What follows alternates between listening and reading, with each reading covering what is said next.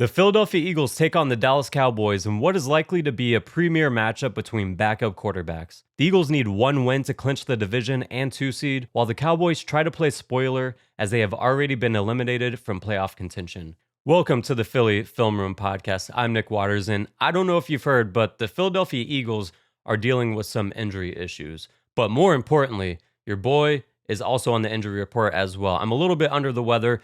Hanging out with all those kids on the holidays has got me sick, so I apologize for any sniffling or sneezing that may come up.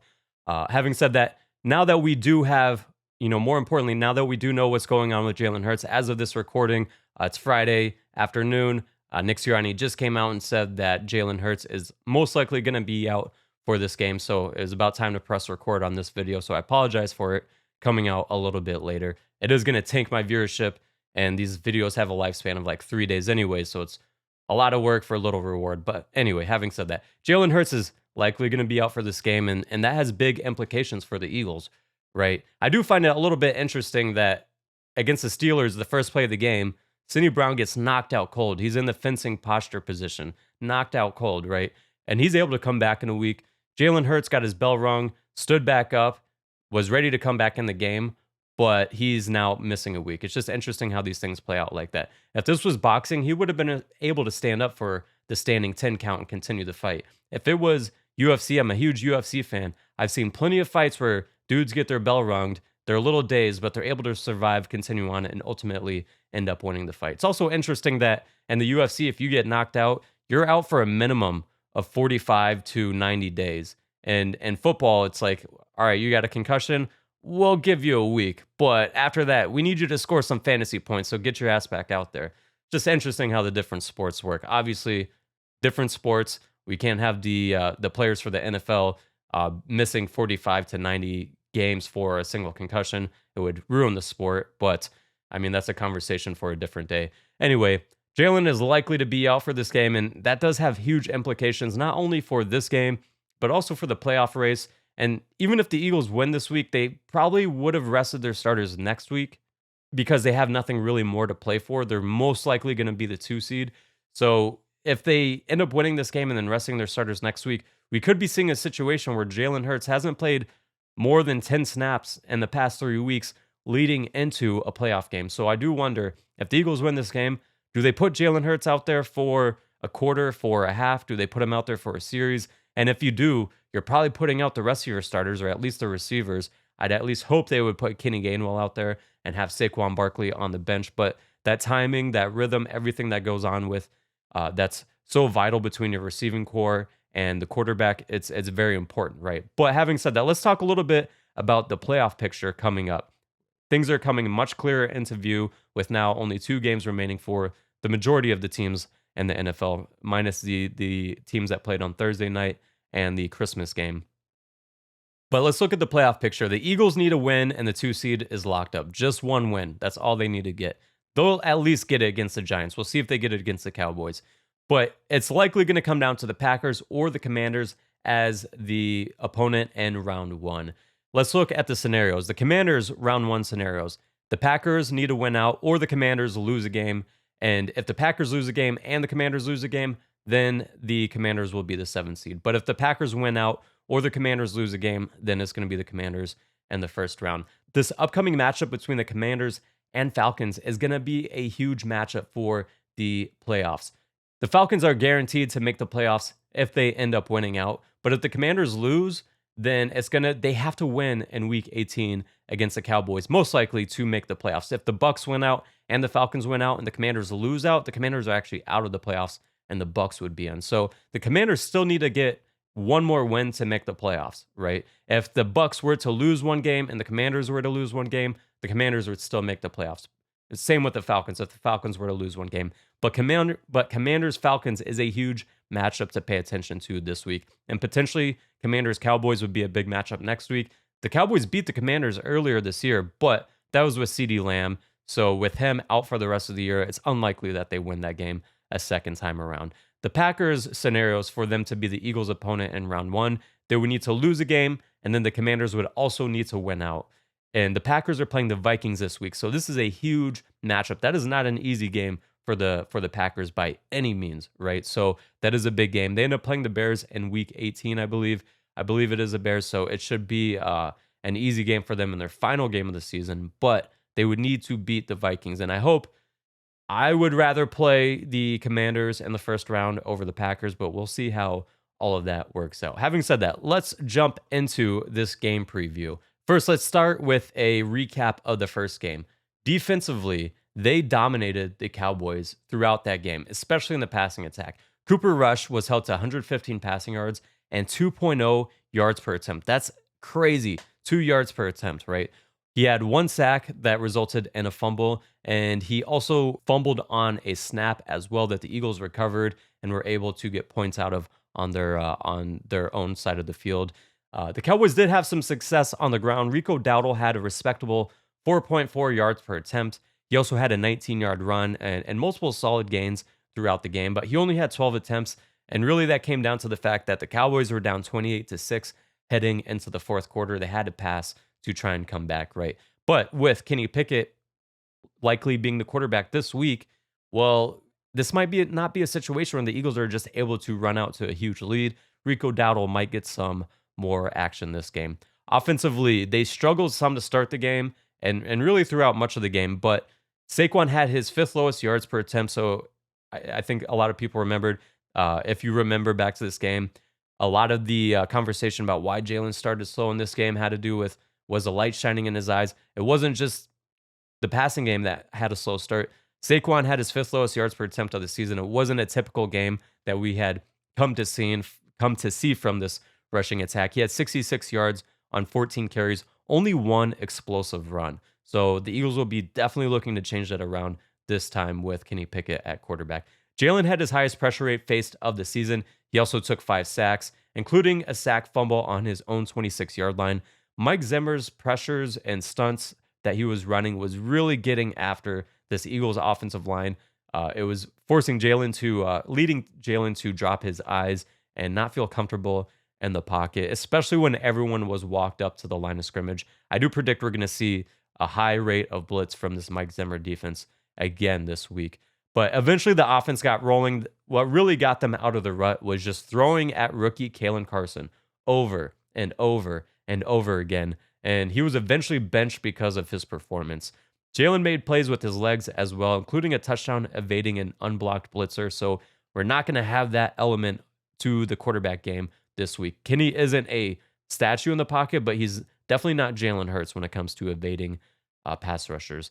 But this game was a blowout mainly due to defense. I would say that their 5 turnovers and holding the Cowboys to 146 total yards really allowed the Eagles offense to kind of stall out throughout the first quarter, first half, and then start to get things going as the game continue on. But since that game, the Cowboys are 4-2, beating the Commanders. They also beat the Buccaneers. So 2 teams at that point in time who were in playoff contention. The Commanders obviously still are. The Buccaneers were in playoff contention, but with that loss, if the playoffs were to start today, they would be out of the playoffs. But still, teams competing for the playoffs, right? They beat both of those teams. They beat the Buccaneers by 2, but they were up 9 points until a garbage time touchdown brought that game to 1 possession. They also beat the Panthers by 16 points. The Eagles obviously struggled to put them away. NFL math doesn't always work out like that. It really doesn't work out like that, but they did beat the Panthers by 16 points. They lost to the Bengals by 7, but they were tied going into the fourth quarter. So I'm not so sure this is a cakewalk. Even if Jalen was playing quarterback, I'm not so sure this was a cakewalk. Now, with Kenny Pickett in at quarterback, it's definitely not a cakewalk, and this is not a for sure win. Now, some things have happened, like CeeDee Lamb getting ruled out is a big, huge benefit for the Eagles, but we'll talk about that here in a couple minutes. So, but I did see a lot of stuff online saying, oh, the Eagles should win this game. And yes, they should win this game, but I don't think it was going to be as easy as a game as we saw in their first matchup. This Cowboys team has been playing a little bit better since that game. That was Cooper Rush's first start this season against the Eagles and facing an Eagles defense that was the best in the NFL, right? So that's not an easy game to get your first start in. Since then, though, Cooper Rush, weeks 11 through 16, has thrown for 247.5 yards per game. That's 12th out of 42 qualifying quarterbacks in that time span. He has the lowest pressure rate according to PFF, but he has the second fastest time to throw at 2.34 seconds. He's not really pushing the ball down the field all that much as he's 30th in average depth of throw. He's currently 26th in yards per attempt, 31st in completion percentage, although he is 19th in adjusted completion percentage. He's had the 12th highest drop rate in that time span. Remember, I'm talking about specifically weeks 11 through 16, so the game after they played the Eagles, weeks 11 through 16. The 12th highest drop rate in that span, and actually the most batted passes. Now, I think that is a big part due to how they are playing on offense. It is a lot of quick games. So that is a big reason why, despite the fact that they've been dealing with a lot of injuries on their offensive line, which we'll talk about, he is getting the ball out of his hands extremely quickly. So that's helping to negate some of their issues on the offensive line. But a lot of his passes are getting batted. 10 passes batted in that time span, right? So I think it's going to be something that you see from this Eagles team that is going to be a point of emphasis. If you don't win your pass rush right away, make sure you're getting hands up, getting into throwing windows, especially on first and second down, because they're going to try and get the ball out of his hands quickly. If it's third and long, well, then you know that he's probably going to end up having to hold onto the ball. But it's going to be huge for the Eagles pass rushers and blitzers to get their hands into throwing windows. He currently, in that time span, has a 10 touchdown to 2 interception ratio. So he's playing much better than he played in that first game against the Eagles. Now, a lot of the reasons that they're running quick game, like I talked about, is partly due to the offensive line, but it's partly due to his arm talent as well. When he has to push the ball down the field, the ball can hang in the air, and he's more inaccurate on those passes. You see some wild misses. He's had some big plays for sure, but when he has to push the ball down the field consistently, that is not what his strengths are. He's much better processing, reading, getting the ball out quickly, and winning that way, right? When they do try and attack downfield, it's a lot of play action and it's a lot of trying to move the pocket. The play action is likely to help out with the fact that they just are not protecting well and pass protection when he has to hold on to the ball longer. So using play action gets that defense to think run first. You often see tight ends stay into block or running back stay into block, or at least help in blocking before releasing out to the flat, right? So they're using a lot of play action. They're trying to move the pocket. They're trying to buy him some time when they do have to, or they do try to push the ball down the field. But he's not great creating out of structure. He's not a dynamic athlete by any means, but he has made some big plays in the 6-game stretch. So you can't just sit here and think that nothing is going to happen in this game. However, even though he has had big plays this during his 6-game stretch, CeeDee Lamb has now been ruled out, and he was the key cog to their offense. He was the most important player to their offense. He had a 30% target share per route run. That is 7th in the NFL, and it was virtually the same with Cooper Rush at quarterback or with Dak Prescott at quarterback. He has 1,194 receiving yards. Second place on the Cowboys is Jalen Tolbert with 482. This offense was going through CeeDee Lamb, and I'll tip my cap to CeeDee Lamb. He got injured. He had an AC joint injury in his shoulder in the Falcons game. He continued playing through the Falcons game. He's taken some huge hits on film, landing directly on that shoulder. I know it's been painful. So that dude is a tough guy, right? Tough player. So, props to CeeDee Lamb for being a tough guy and for still producing at a high level, playing through injury. But at this point in time, with the Cowboys eliminated, I think they saw that they don't want to put this guy through more pain, put him through more risk of injury, right? So it was smart for them to hold him out. But he had more than 50% of the Cowboys' yards after catch, right? So that's just showing you how vital he is to this offense. And he was really vital to keeping the chains moving. They use him on a lot of quick game, manufactured touches, screens, jet sweeps, end arounds, things like that. But the attention that he drew from the defense would open up things for the rest of the receiving core, for their tight ends, for their running backs, and the passing game. With CeeDee Lamb out, this passing game is 100% going to struggle and be much worse than they were before. This passing offense is probably going to run through Jake Ferguson and Brandon Cooks in the passing game. I would expect to see gadget plays for Kevontae Turpin. He's an explosive player, and he will take a ball to the house if you give him space. And he has been used in the running game as well. He has 8 rushes over the past 4 weeks, including runs in the backfield, like typical running back style runs he's been getting in the backfield. But also he's been getting jet sweeps, end arounds, gadget plays. CeeDee Lamb was getting some of that work too. So with CeeDee not playing anymore, I expect Kevontae Turpin is probably going to pick up some of that slack. I'll be looking to see if there's a Kevontae Turpin rushing total that gets put out. There were some CeeDee Lamb ones when I was looking at previous Cowboys games. I wonder if Turpin numbers get put out. But when we look at the rest of the rushing game, Rico Dowdle from weeks 11 through 16, we talked about it in the preview podcast, how it looked like Mike McCarthy was going to turn the page on Zeke Elliott being the main back and really lean into Rico Dowdle being the featured back in this offense. Rico's been taking about 75% of the non-quarterback rushes since that Eagles game. Since from weeks 11 through 16, he's third in total rushing yards, sixth in yards per game, 12th in yards per attempt of any running back with a minimum of 20 attempts. And he's tied for fourth in explosive runs, and that's runs of 10 plus yards or more. But he has been a very big part to this Cowboys attack.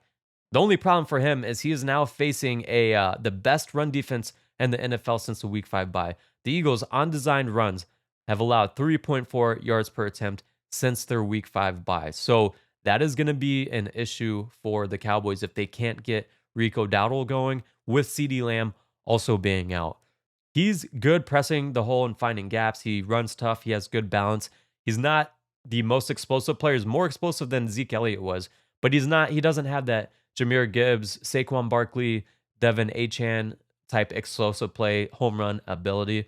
So even if he is getting consistent gains, he's not going to really turn out these 40-yard runs that can flip the field. And especially against this Eagles run defense that really hasn't been giving up a ton of explosive runs to begin with. But here's some other changes and some differences from their previous Week 10 matchup. Right guard Zach Martin is out for the year. Zach Martin was probably the best guard during his era, I would say. I think he was the best guard during his era, but he is now out. He's also struggling to start the year, but he's now out for the year as well. Brock Hoffman steps in his place, and he is not very good. He doesn't have the required strength and athletic ability to match up with Jalen Carter. We've talked about on previous podcasts, the higher tier guards, the guards with the athletic ability, with the strength and the technique to be able to match up with Jalen Carter, we're able to slow him down a little bit, right? But when Jalen Carter is facing a guy, especially backups that just don't have the raw strength and power needed to match up, and the quickness, the athletic ability as well. We saw plays last week of Vita Vea just beating him right around the edge, and Vita Vea is by no means one of the quickest defensive tackles in the NFL. I expect Jalen Carter's going to have a big impact in this game, the pass game and in the run game. Now, again, we talked about Cooper Rush getting the ball out of his hands quickly, so we might not see Jalen Carter getting as much pressures as you'd expect in a matchup like this, but he's also been getting his hands into throwing windows and batting passes. I expect he'll hopefully have one, or at least if he doesn't have a batted pass, he's going to have some pressures and hopefully a sack. I do expect the line to slide to help Carter a lot. And we saw this in the last game. Tyler Smith at left guard, he is one of the best guards in the NFL. I'd expect the Eagles should try and send pressures and stunts to Tyler Smith's side so that they try and keep the Cowboys honest and not just able to slide the line to Jalen Carter and help out Brock Hoffman very much. I can't confirm this, but in the first game, the very first play against the Cowboys, it appeared like that's what Fangio wanted to do. He sent a blitz from the field from Cooper DeJean. I think he called it specifically to attack that side of the field so that the Cowboys knew from the start, hey, we will send pressure on the opposite side of where you're trying to slide the line, just so that the Cowboys are having to keep that in the back of their mind, try and get Jalen Carter some one-on-one matchups. But Brock Hoffman stepping in for Zach Martin isn't the only change as well. We're not entirely sure who is going to be playing left tackle for the Cowboys. It seems like rookie Tyler Guyton has been put in a rotation or almost benched entirely for whatever reason. I'm not sure what the reason is. They've now put Chuma Adoga, has played more snaps since Tyler Guyton since week 13. And I'm not really sure why. He's not going to fit into the team long term, right? And then this team's eliminated from playoff contention. They had a very low chance of making it anyways. And it's not like Adoga has been some revelation at left tackle either. He's been getting beat left and right as well. His pressure rate allowed is 60th out of the 92 offensive tackles that have played a minimum of 100 pass snaps. For what it's worth, Tyler Guyton has ranked 51st in pressure rate allowed, and that's according to PFF. So I'm not sure who's going to be playing left tackle. Either way, it is a plus matchup for Josh Sweat and whoever gets rotated in on that side. But when we look at the other tackle, Terrence Steele, while this isn't a new player that's going to be playing for the Cowboys in this game, he's not been very good either. His 10.5 sacks allowed is the most allowed among right tackles in the NFL this season. So Nolan Smith has a plus matchup, and hopefully we see Bryce Huff come back this week because he has a plus matchup as well. And he had a sack fumble the last time that these two teams met. But their offensive line is beat up, but like we talked about, Cooper Rush is getting the ball out so quick that it has been mitigated to a large degree. As a result, what I would do defensively is I would rely on playing a higher rate of man coverage and more cover 3 match, which, like we've talked about, often plays out very similar to cover 1 in general anyways, but that would help combat the quick game. It's much easier to run quick game, at least to when you don't have, great man beaters like AJ Brown and CeeDee Lamb on the team. It's a lot easier to combat quick game when you have guys that can match up in man coverage, as opposed to the quarterback finding and picking his spots in zone coverage. I was a little weary of running more man coverage with CeeDee Lamb if CeeDee Lamb was going to be playing. He leads the NFL in yards against man coverage this year, but again, he's out. So without CeeDee Lamb, they don't have weapons that can consistently beat man coverage. I'd run a lot more man coverage. And then when you're running more cover 1 and cover 3, it's going to help bring an extra guy into the box to help shut down the Cowboys rushing attack. Take away the quick game, take away the running game, and this should be a victory for the Eagles, even with Kenny Pickett at quarterback. Force long down and distance situations, force Cooper Rush to hold on to the ball, and allow this defensive line to tee off against this subpar offensive line. And also to force Cooper Rush to do what he's not the best at, and that's push the ball down the field. But let's switch to the other side of the ball. And looking at the Cowboys defense, this is where things get more interesting, right? Because the Eagles are likely starting Kenny Pickett, but the Cowboys are going to be without many key players in this game. Trayvon Diggs is already out for the year. Linebacker DeMarvion Overshown is out for the year as well. Eric Kendricks missed, their other linebacker missed week 16, and did not practice on Wednesday, although that was an estimation of practice with Wednesday being Christmas. I think the entire NFL missed practice that week or that day, but he was also limited on Thursday as well. I'm not sure what his status is today as of this recording on Friday, but DeMarcus Lawrence at defensive end has also been out since week 4, I believe. So they're missing a number of key starters. They could be down to their 3rd and 4th linebackers, right? So that is something to pay attention to. But the thing is, Micah Parsons is back, healthy, and better than ever. Micah is doing Micah things. He is 4th in pressure rate allowed, according to PFF. Excuse me, not pressure rate allowed. 4th in pressure rate, according to PFF. He's 5th in pass rush win rate. He has the most pressures and sacks since coming back from his injury in week 10. He has 8.5 sacks since coming back from his injury. He had 2 in the first matchup against the Eagles, although the majority of those, well, not the majority, both of those sacks came rushing on Fred Johnson's side of the field because Fred Johnson was playing. Jordan Mailata was out that game. Both of those sacks came on that side of the field, and they were both on stunts. When Micah was matched up against Lane Johnson, because Micah does line up more predominantly over right tackles, although he will get moved around. They will likely rush Micah about 60 to 70% of the time on the right side in this game against the Eagles.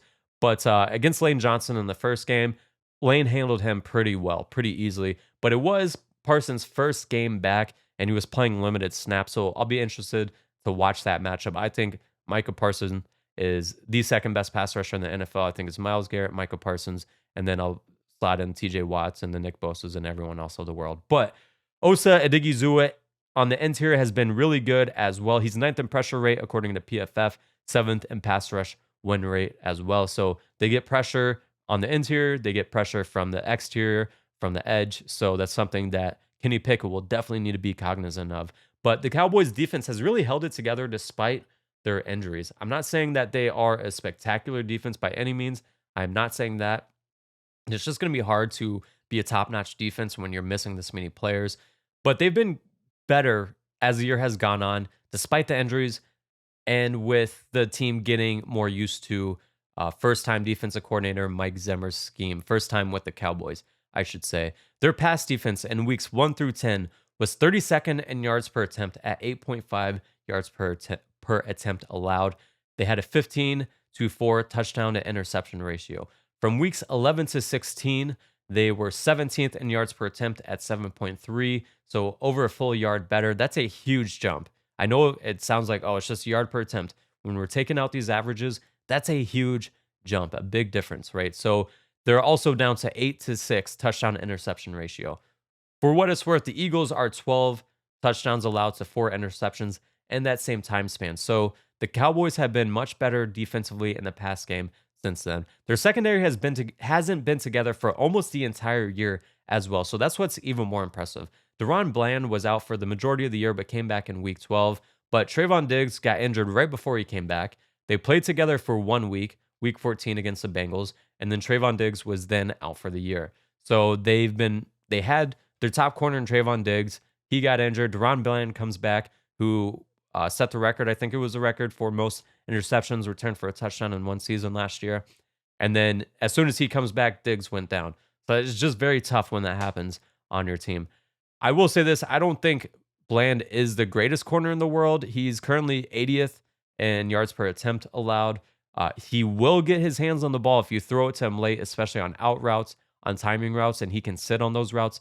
He will get his hands on the ball. So Kenny Pickett needs to know if he's going to throw it to the Bland side, he can't throw it late. He has to throw on time because he will jump routes, right? But we've seen a lot of instances, even going back to last year, I was calling it out, a lot of instances of him getting beat. So if he wasn't getting his hands on the ball, he was getting beat a lot. But they've been playing a lot of man coverage. They will blitz a lot when they are running man coverage. They use cover 2 as a changeup. I saw a good mix of some cover 6 and the games I watched as well. But when you see man coverage, that's a good sign for A.J. Brown and Devontae Smith. So we're going through our annual tradition of when we don't get the ball to our key players, we talk about how this offense isn't schemed up well enough to get our key players involved. Why aren't we doing that? We're now at the cycle where we've been getting our key players involved, and now it's like, why are you only getting our key players involved? It's just the flip-flopping that you're getting from the media is just super fucking annoying. But there should be a game where AJ and Devontae should be getting the ball, and they should be getting the ball because they're their best players, right? So we should see more man coverage. Deron Bland shadowed Mike Evans in week 16. Does AJ Brown get the same treatment? I hope so. The Cowboys would be smart to not do that, but I hope that that Bland does try and shadow AJ. It is interesting. The Cowboys didn't shadow with Diggs in the week 10 matchup, despite the fact that they were playing with a rookie Kalen Carson on the other side who wasn't very good. Now that the Cowboys are down to like their 5th corner at this point in the year, hopefully I get this name right. Practice with the fiance, and with the nose stuffed up, it's a little tougher, but Amani Oruwariye, not saying that name again. He's going by his first name from here on out. Amani has really their Cowboys like 5th corner that they've trotted out to play on the outside just due to injuries and bad play this year. He's currently allowing the 136 most yards per target out of the 138 corners that have played a minimum of 100 coverage snaps this year. So he has not been very good, and that's probably why Deron Bland was shadowing Mike Evans. They didn't want Amani to be following Mike Evans around. But the biggest concern is protecting Pickett and limiting turnovers. The Eagles struggled in pass protection in week 10. Some of it was the typical Jalen Hurts stuff where he's holding onto the ball too long, but a lot of it was they weren't getting protections picked up. There's blown assignments left and right throughout the game, especially when they were getting into their pressure packages, when they're walking a lot of defensive players up to the line. The Commanders blitzed the hell out of Pickett last week. He was the second highest blitz rate.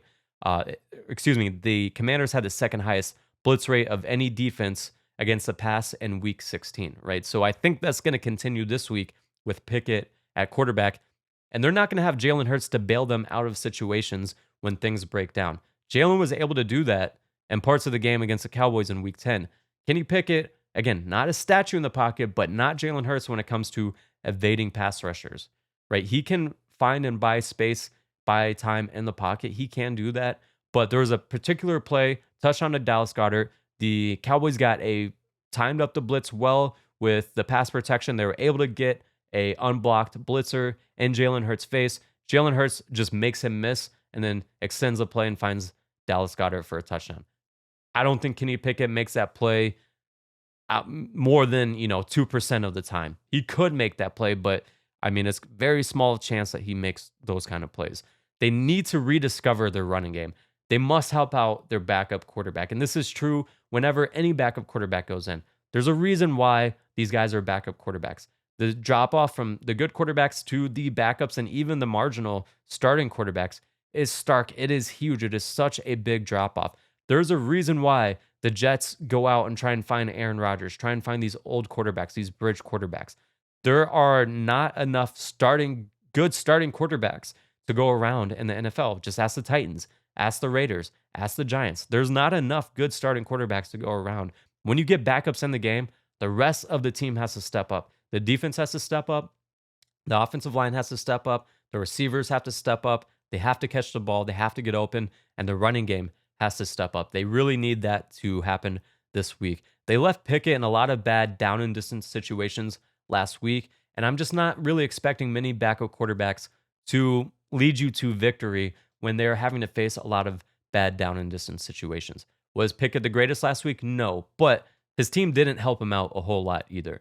Now, it's been 2 games in a row where the Eagles have struggled on the ground, and that's really not ideal when you're heading into the playoffs.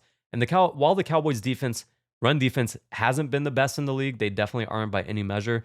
They're nowhere near as bad as they were to start the year. Like I said, this team is getting better and figuring things out with under Mike Zimmer's tutelage. And even with their backup linebackers last week, they didn't perform poorly. They did a good job against the Buccaneers in the run game last week. Even last week with the 2 backups in the game, they didn't roll over. The Bucs running backs averaged 4.1 yards per carry. That is below the league average, right? So while Saquon didn't light up the stat sheet in their first matchup, he still was productive. 7 yards per carry. That still is a good number. So hopefully the Eagles can build on that and lean on Saquon, lean on Kenny Gainwell in this rushing game. They need to get back to that and especially put their best foot forward heading into the playoffs because they have struggled to a large degree the past 2 weeks. I do expect the Eagles to use Pickett's legs some, or at least a threat of Pickett's legs to help gain numbers advantage in the run game. I talked about last week, and I even showed on Twitter, when Kenny Pickett sat there on zone reads or they left the defensive end unblocked, they respected Kenny Pickett. They didn't just crash down on Kenny Pickett, right? I know there's a lot of that narrative going out around the internet, but that wasn't the case. That's not what was happening. The Eagles just weren't blocking well on the front side of these runs, right? But players in the Eagles locker room have stated multiple times throughout this week that Kenny Pickett has some juice. They brought up the specific play I brought up in the review podcast of Kenny Pickett's fake slide for a touchdown. I think Kenny Pickett's legs are going to be used to some degree. At least the threat of his legs are going to be used to some degree to help out the run game. I do expect the Eagles to use some jet sweep and jet sweep motions as well, because that can help to hold the backside defensive end without needing the quarterback to do that himself. When you look at on film as well, the Cowboys have been beaten on a few jet sweeps this year, especially when they're playing man coverage and they travel the corner across the field. They just end up getting out leveraged, and you see guys get around the edge on some of those jet sweeps. But we'll unfortunately see some 12 personnel. Reason being, the Cowboys have been using an extremely high rate of nickel lately, and even against 12 personnel. So I think the Eagles coaches are going to see, well, we got a personnel advantage when we go 12 personnel and they match up in nickel. I don't think they're going to get the advantage they think they are when Calcaterra, Uzoma, and EJ Jenkins just haven't been great blockers. You know what I'd like to see instead? I'd like to see more 21 personnel with Kari Blasingame at fullback. That will limit the number of snaps that your tight ends have to play. Blasingame is a better blocker anyways. That's why he's playing fullback. So hopefully we can see more 21 personnel. That's something that Kellen Moore has utilized in the past when he was with the Cowboys. So hopefully we see more of that this week, although I'm not holding my breath. I would like to see them live in a lot of 11 personnel this week. We'll see what goes on in this game. I'm sure going to be frustrated, and I'm going to be talking about it in the review podcast. But more importantly, they need to be more diverse on early downs. They need to run more play action. The Eagles only ran play action on 5 plays last week. That was tied for 27th of all teams in Week 16. They need to lean on that and make things easier for this passing game, especially knowing that that they're probably going to be leaning on Saquon a little bit more. They ran on, it was over 70% of their first downs in the game against the Commanders when Kenny Pickett was in the game. You can't allow the defense to just have an easy run pass read, an easy ability to tee off on the run and key in on the run. Use play action on first down to help open up the run game and help generate some explosive plays in the pass game. And also, when you get play action, you can keep an extra guy in the block or you can move the pocket. Help keep Kenny Pickett clean and upright so we can avoid some of these turnovers that end up happening from the Cowboys when Micah Parsons is able to get into the backfield and force some of these sack fumbles, right? So move the pocket, use some play action on early down, but mix in quick game as well. Slants to AJ, Devontae, some of those quick outs, some of those option routes to Devontae in the slot. Get manufactured touches, right? I talked about jet sweeps. Run some screens. Run some swing passes to Saquon Barkley out of the backfield. Figure out different ways to get Saquon Barkley the ball instead of just having to sit back there and line up and hand him the ball. Figure out different ways that can be more diverse because with Kenny Pickett in the game, the teams are going to be gearing up to slow Saquon Barkley down even more than they already were. They need to be creative this week. I do think with a full week of preparation and preparing to play with a backup quarterback, that the Eagles will have some more gadget plays ready to go. They probably practice very few gadget plays with Jalen Hurts taking the first team reps at quarterback going into the Commanders game. When you haven't practiced stuff all week, you very rarely just see a team just start to throw all that stuff in the game mid-game, right? So teams will be better prepared when their quarterback has a game plan specifically designed for him going into that game. Now, having said that, let's move on to some score predictions. I expect it to be a low-scoring game just with who the teams have at quarterback. The Cowboys are missing their key cog in their offense and CeeDee Lamb. Rush is not dynamic enough to push the ball down the field and to create on his own consistently.